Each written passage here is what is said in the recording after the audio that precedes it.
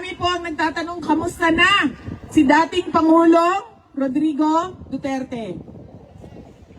Sinasabi ko sa inyo, hindi niyo pa siya nakita na ganito kapayat. Sa mga maalala ninyo sa kanya, mga panahon na naging mayor siya, na naging vice mayor siya, na naging congressman siya, at naging president ng ating bansa. Bakit ba pumayat? Dahil unang-una, hirap siya sa kanyang kalagayan. Hindi naman kasi siya marunong ng gawaing pambahay. Hindi niya magawa yon dahil lahat yon ay ginagawa para sa kanya. Simula nang siya ay pinanganak. Simula sa ng nanay niya, papunta sa girlfriend niya, papunta sa asawa niya, papunta sa girlfriend niya balik.